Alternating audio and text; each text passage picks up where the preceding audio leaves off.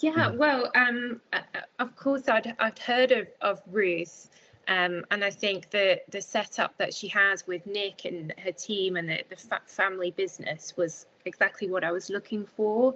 As you know, a sort of fellow small business, like understand how the realities of how that works. And I think it was important for me for the fragrance to be sort of made in Britain, made in the UK.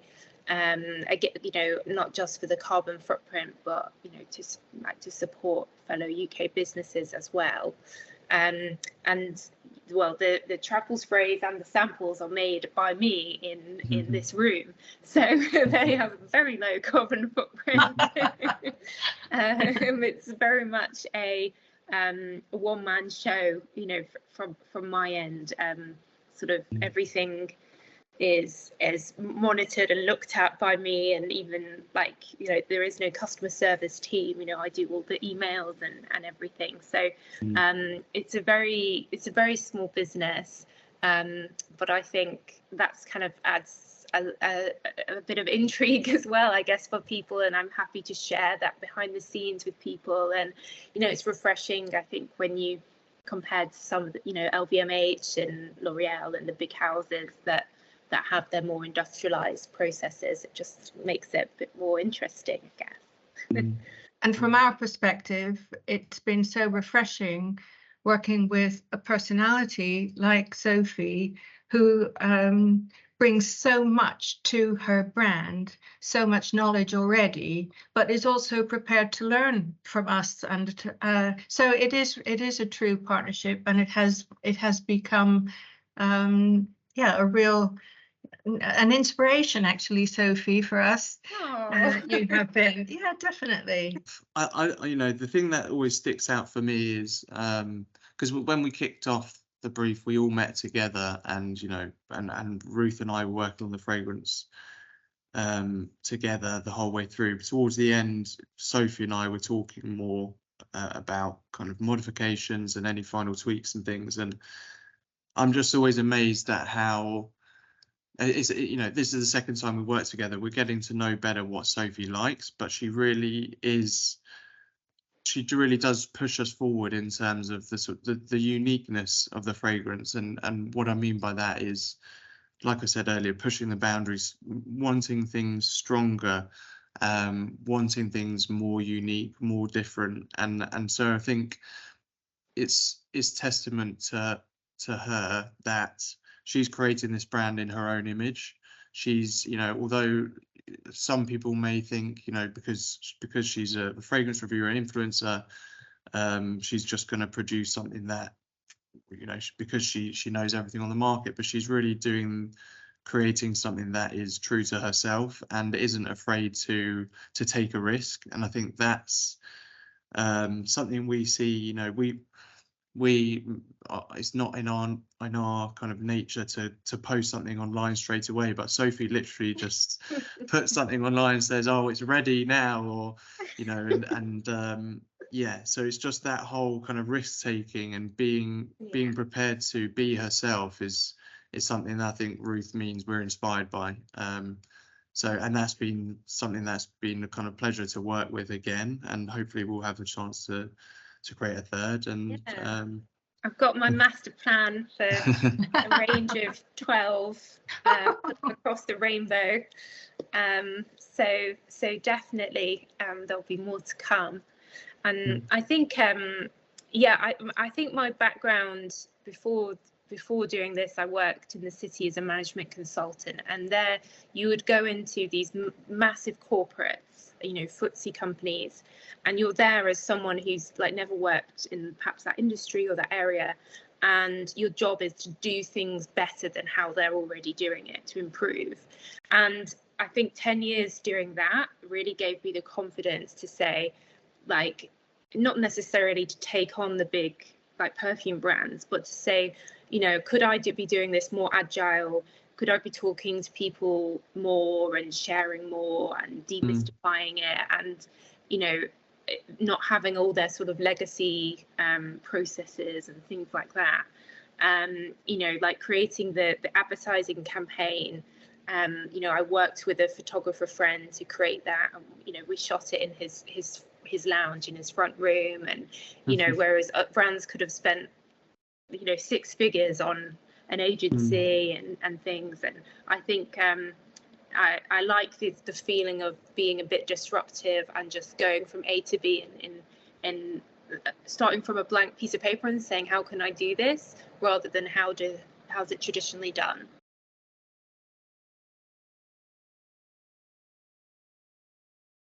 I think it's been really exciting to work with someone as ambitious and forward-thinking as Sophie, with some really great ideas, and helping her to translate those into fragrance is a lot of fun. Well, for our first challenge was indeed to interpret those words that Sophie has just described so beautifully into actual physical ingredients. And we're not talking about just single ingredients, but making accords using several ingredients to make a floral heart and aquatic notes. That was the area that, when Nick and I started looking at Sophie's brief, that I was working on, and Sophie showed us a mood board as well, so that which really helped to kind of visualize where she was wanting to go with the Aphrodite fragrance.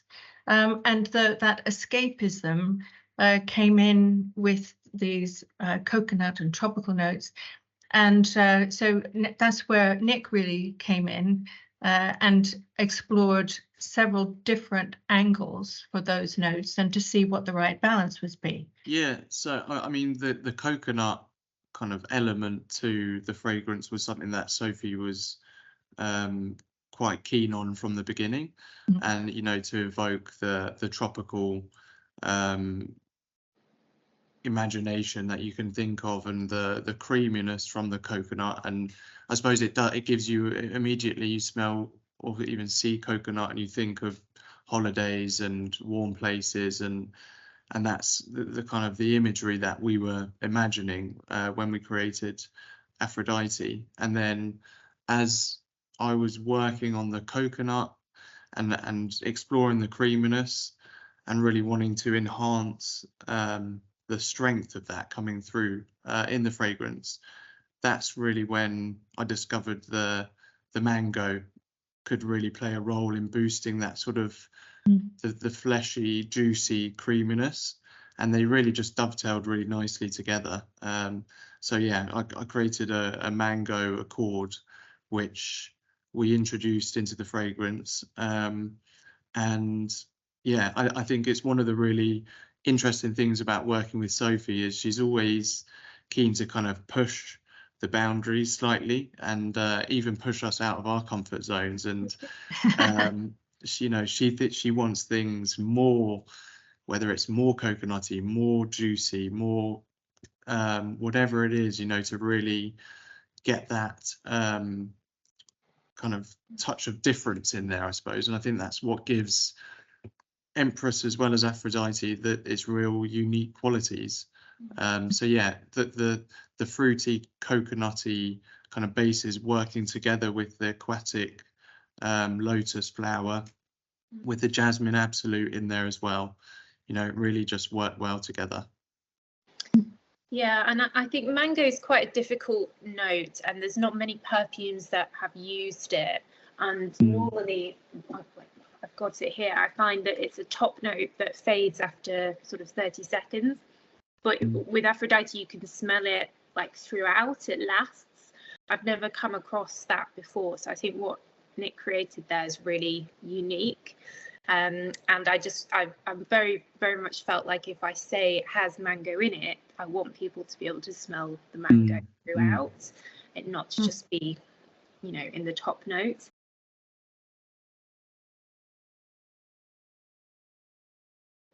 I think perhaps having a more, for me, it was having a slightly more complex accord to almost create a top middle base for the mango, whereas, you know, usually, like Sophie says, you'd use mango as as a top note, and maybe you'd be using a couple of ingredients to achieve that, and that they, you know, they would be what you would smell first, but then they disappear. Whereas I almost wanted to make a fragrance within itself of a mango. So it's got those top notes, but it's also got a green element which ties in with the palm leaves, but also helps to extend into the heart. And then also a sort of the fleshiness, which also then it sort of followed through from the top to the base, and also used a sandalwood oil to provide some of the sort of the texture and the skin, if you like, for, you know, if you imagine you peel off the skin of a mango and you've got that kind of that rugged texture, trying to just capture the whole experience rather than just the juicy bite into the mango. So I think that's what really helped to for the mango to be present as the layers kind of peel back of the fragrance.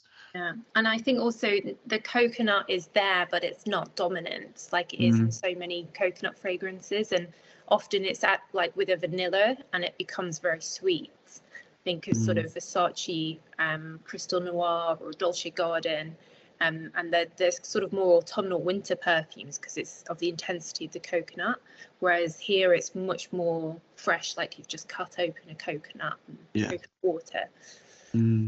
I wanted to create that feeling of like the lush tropical vegetation of an exotic place. For me, that always is what stays with me when I think of when I've been away to the Caribbean, to Central America, to sort of Thailand, is, you know, you're struck straight away with that the air smells different to at home in England. You know, you can smell the different greenery and the vegetation around you, and of course it's humid as well, so you've got more like that aquatic feeling in the air. So I wanted to really recreate that, because for me that just transports you to a different place, you know, not London. What's really important for Sophie whenever we've created with her in the past is the sort of the sophistication and the luxury and the quality, and you know that is true, has always been true. And I think so for us it was about how can we convey that in the most rich and full way, and that's I think where the other aspects, where it wasn't just about a simple kind of tropical fragrance. We wanted there to be more layers to it, and to take the journey on to take the wearer on a journey. And yeah, I think we've achieved that, which is great. And also, as we've been talking about with Sophie, the power and the long lastingness are so important, and using some fabulous ingredients that we get from our French supplier, who's one of the oldest in the industry. I think that has really helped to explore absolutely to the best that we possibly can to get the jasmine, water lily, and those kinds of notes across, to get that aquatic area completely covered, and to get the freshness and the exhilaration of these tropical notes. That's what we're trying to achieve, with the heart of the fragrance going down into the long-lasting base.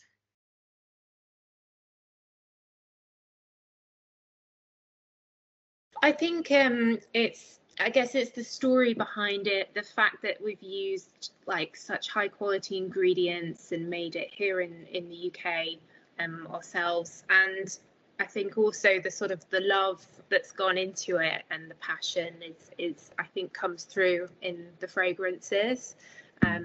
And of course the fact that they are highly concentrated and last really well. That was so important to me. And vegan and cruelty free. But yeah, I think it's the love and the thought that's gone into creating something that we want people to treasure and to love as well. I think it's in a way carrying on from what Sophie was just saying, but it's the appreciating the quality of the, not only the ingredients, you know, there's perfumery ingredients, and there's also the creativity that goes into creating a fragrance. So you can't just put one together and make 10. You need a lot of work and thought, and that's really, and love and passion, and that is also where we're coming from. So definitely, I'm with you on that, Sophie. Yeah, no, and I think it's for me, it's the personality, and it's even reminded me hearing Sophie talk about the different characters she's creating, and the 12 she's got in her mind, but that each one is its own definite personality, and it's not. I think that it can be inspiring for everyone if you really understand the message behind that. It's encouraging you to express yourself and be true to yourself, and that's what Sophie's about, and I think that's also what we're about in terms of the fragrances we create. We want to create fragrances with personality and with meaning and depth, and yeah, I think that comes through the campaigns and the messaging.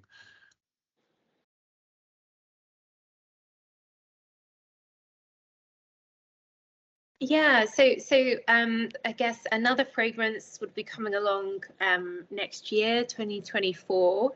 And I'm really enjoying doing my candles as well. Like the Firefly Beach candle is my best seller, and it's sort of part of the Aphrodite collection now, that same sort of tropical feeling. I make these myself at home as well in the kitchen. And I've literally mixed them to get the maximum amount of fragrance oil in there. So they're so strong. So I'm creating some Christmas ones as well. So there'll be like a Christmas candle range coming out soon. And then, yeah, another character, another fragrance next year, and more to come after that. I do want to create my sort of rainbow of characters. And again, to create something quite different. So the next one, won't be tropical, it won't be like Empress, it will be a whole new third concept. Of course, we would love to continue our collaboration with Sophie, and it's gone so well so far, so very much hope to be involved in future. And at the moment, well, Nick and I are both working on some different fragrances for our own brand. It takes time, especially when we do have other exciting projects to work on, like Sophie's. But little by little, I mean, I've got 3 ideas that I've probably been working on for the best part of 3 years, actually. So just kind of gradually chipping away at them, and I know exactly what I want to do. Probably like Sophie knows where she wants to get to with her fragrances, and then I want to explore to the ultimate end what I can do with those. And Nick, you as well, I expect.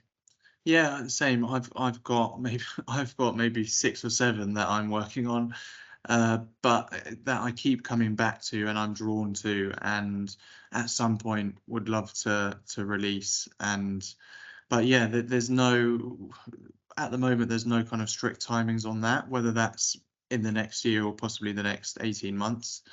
Maybe not 7 or 8, but 1 or 2, and yeah, we'll see how that goes. But yeah, within our own range, typically, although we don't say whether they're for men or women, typically more women buying them, but I've been working on some more kind of typically masculine fragrances, so yeah, excited to see how they would go down as well.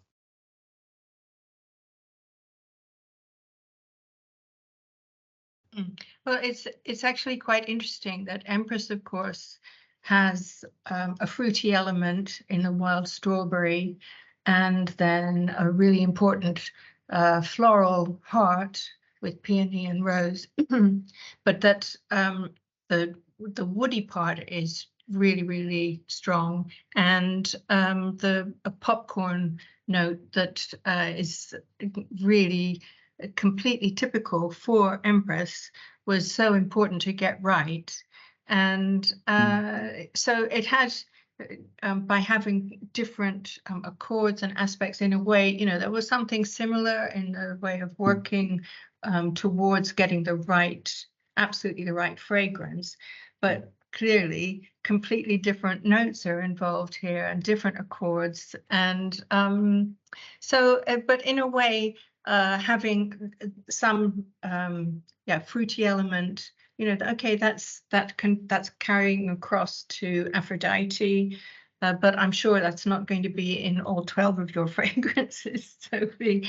But in a way, though, you can feel that brand identity, that Sophiness that is going through from Empress into Aphrodite. And it's also because of the long-lastingness, these characteristics that we've been talking about, the long-lastingness, the power, actually the sillage, the whole, the character, the personality being so important.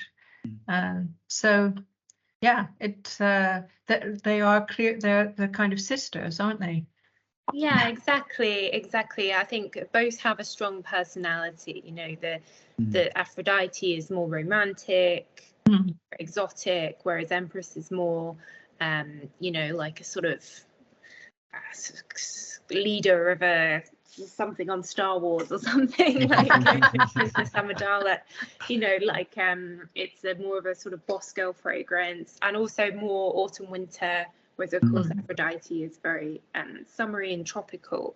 But they're both very strong personalities, like clear identities, and they do have the same bottle, just a different colour. So they sort of sit nicely together on the shelf.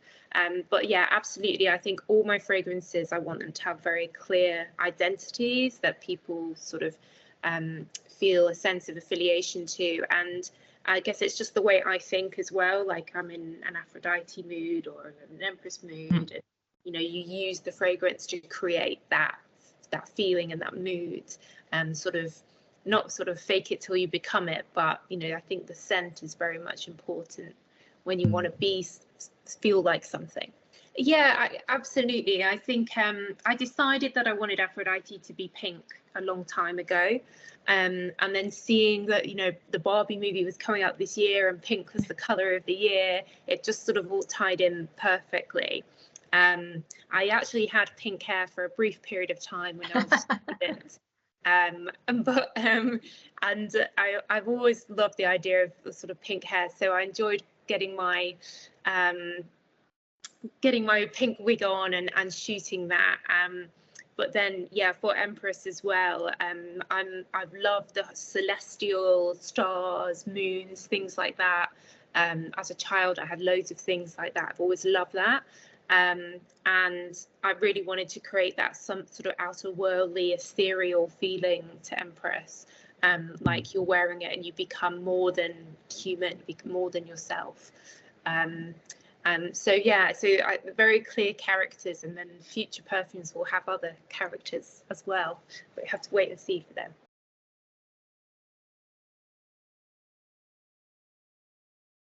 Yeah, I mean, certainly from a reception point of view, it's so interesting. I think with Empress, I did a Kickstarter campaign to help fund it. And you know, the response was fantastic, that people just wanted to support me, sort of leaving my job and starting a business.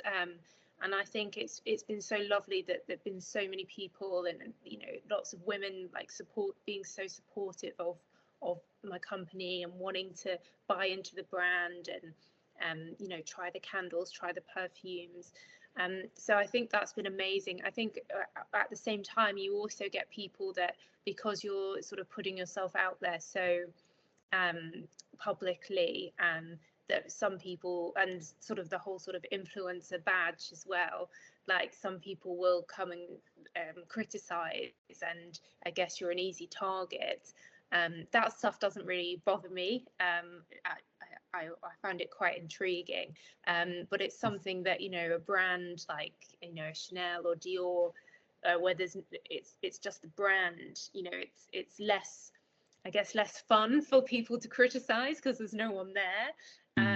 But also it's I guess you could be more personal with your support or your lack of support.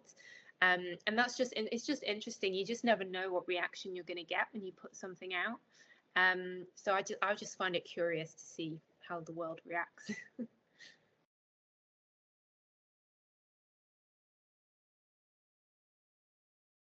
Well, for myself, actually, it's interesting. We've never spoken about this, Sophie, but I used to be a management consultant too. So I worked for about 7 years in London for a big company, but wasn't passionate about it to the point I wanted to stay there, and always felt like I wanted to have my own business, but never had a good enough idea.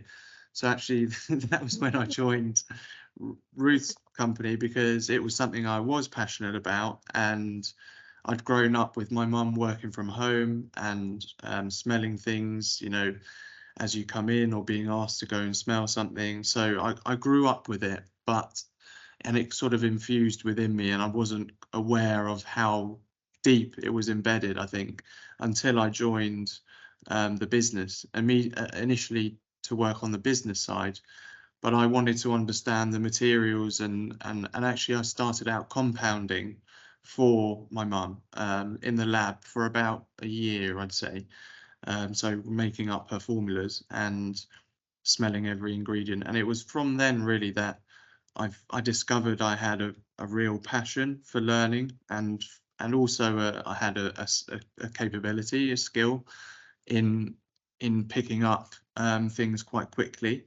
And it kind of snowballed from there, and then I decided, actually, without meaning to, or I just felt like this is what I'm kind of called to do now. And yeah, it's probably, that was probably 4 or 5 years ago now that I've been working full time, and still am learning and training. But to have Ruth, who's obviously also my mother, as my teacher, is amazing, because there's no fear from me of making mistakes, and she really encourages me to kind of discover my own perfumery style. And but I've got such a good grounding, I think, in the basics, which is what she's given me. Yeah, so, and she doesn't go easy on me either, so it's been a good partnership, I think. Yes, if I ever test Nick on a handful of different ingredients that I want him to recognize, then yeah, I choose some really hard ones. What's the point of making it easy for him? And he has to realize, oh, it's not so easy. I do have to go back and learn some more. But the wonderful thing about perfumery is that you keep on learning. And Nick says that he's still learning and training. Well, I've been learning, and there are new things coming out all the time, and new accords that you recognize in other fragrances, and you think, oh, I really want to try that, or try or a single ingredient, and you think, oh, what can I do to combine with that will give something different? And that's the exciting part about creating perfumes. With Nick, I knew that he had a creative kind of bone in his body. I knew he was creative, but it was just fantastic to discover that the passion and perseverance that you need to become a perfumer was there as well. Because boy, do you need that in order to carry on, and particularly having your own company, because that's something, as you know, Sophie, it certainly can be, and for you, I understand it is 24/7, and yeah, there's no kind of let up. You're carrying that responsibility all the time, so you have to be passionate about it, or what's going to be the fun, really?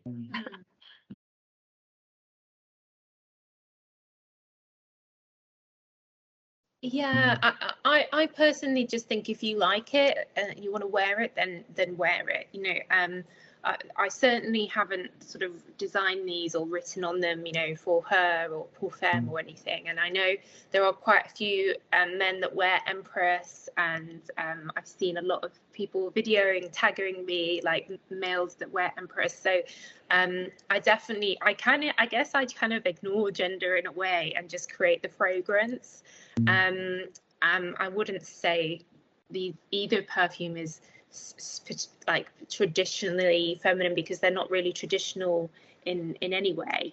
So yeah, and I often get asked if I would create a men's fragrance, but again, I don't know if I'd want to do one that was just aimed at a particular gender, you know. Yeah, and I think that's for both Empress and Aphrodite. There aren't, I can imagine that it's typically more going to be women that buy them, but there are, because of that depth, and I think because of the sort of the woodiness that especially Empress develops into, the patchouli, but also now in Aphrodite there's a really strong sandalwood, natural sandalwood note. You know, we've used the sandalwood oil from Australia. There's that, it gives it that sort of texture, which on the dry down, I think perhaps I could see it's almost like a refreshing ozonic fragrance, you know, that it becomes. So I could see I could see myself wearing it. So definitely could see men wearing it too and liking it as a fragrance in itself.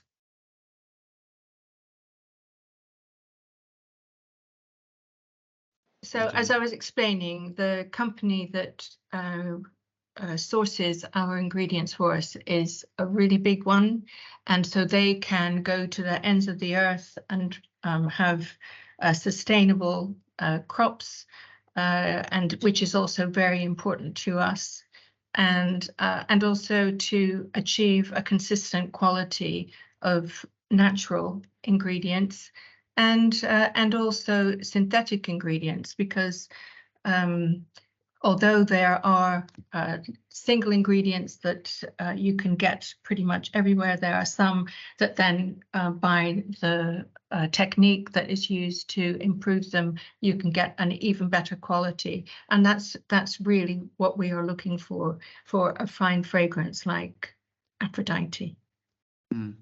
Yeah, and I think it's worth mentioning. So even though we're an independent perfumery house, we don't manufacture ourselves, but so we partner with a larger company. So they're now a part of a group which is one of the oldest French fragrance houses.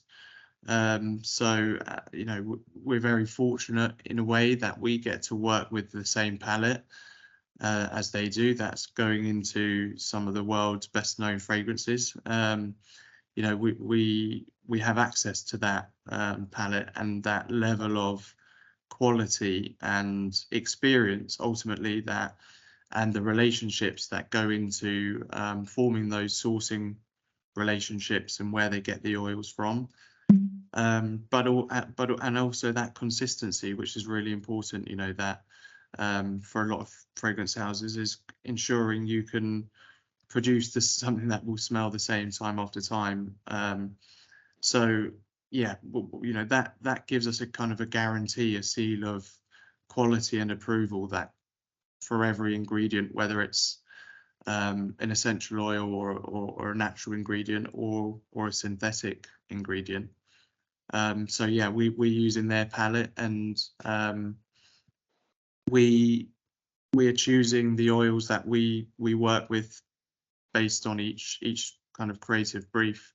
Yeah, absolutely. I think the most important thing for me is to make a perfume that lasts, because A, you're not disappointed when you get it, but B, you know, you might repurchase it, you're more likely to.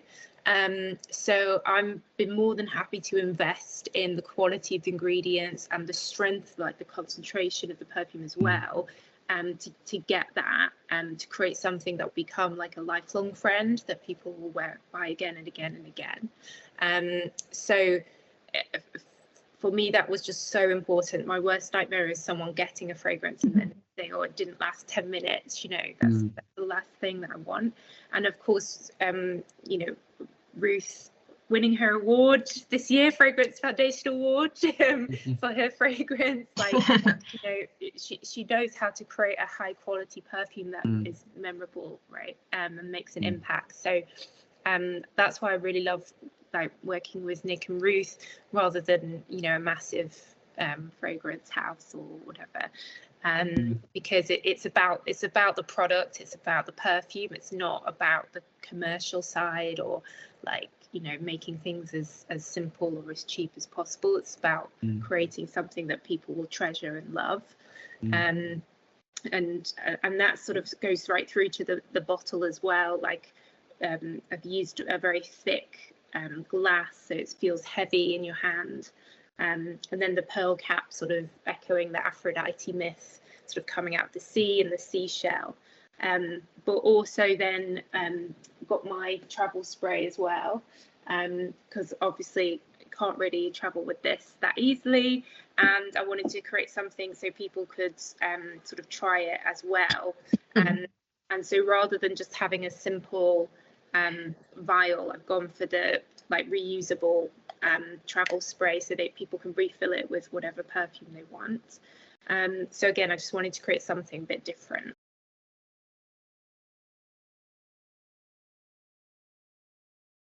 Yeah, I mean, with the packaging this time, I've gone for no cellophane wrap on it, to try and cut down on the plastic usage there. And I know it's something that's really important to NIC and RUTH as they create perfumes as well with their sourcing. And I think the industry in general is really looking at, you know, where they're getting things from, and the use of like more lab created or so-called synthetic ingredients actually means that the carbon footprint is so much better. And you know, it's like, I always think if you broke your leg and you went to a hospital, would you want a natural remedy or would you want the scientific remedy, you know? And I think there's an element of that with perfume as well, is, you know, we can create things that are better than nature now. Yeah, and I think that certainly that's kind of our ethos is as a company, if you like, is that we want to make use of both natural and synthetic, and we feel there's a place for both. And from a sustainability perspective, we feel that while there's sometimes a little bit of a how do I put this politically correctly, you know, natural is sometimes seen to be much better than man-made, and for us, from a sustainability perspective, that's not always true. You know, if you think about where natural oils are coming from all over the world, you know, if you're not careful, you can be, you know, if you're using lots of these essential oils and which require a lot of water to be grown, and then they're flying across the world, you know, if you're not careful and if you're not conscious about what you're using, you're actually putting more of a strain on the world's resources. So for us, you know, I'm very fortunate to have RUTH as a teacher of perfumery, but she has always adopted a kind of a minimalist approach to getting the most value and use from one material that you can, and keeping the formula as short as possible. And that's not to say there's not a complexity, because we've talked about that, there is, but in terms of making sure that we're using materials responsibly and consciously, that is something that is really important to us as a company, but also I know for Sophie, who's speaking directly to consumers, is really important for her too. And I think that's partly why the sort of the marriage of, or the partnership, if you like, works well. Yes, it's all about getting the right balance and finding the solutions for a fragrance, however that's going to be. But at the same time, we're not going to be putting in loads and loads of different materials because we can.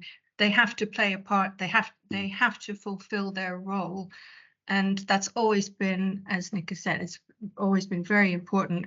And especially now for Sophie, I mean, that's it's also part of her ethos too.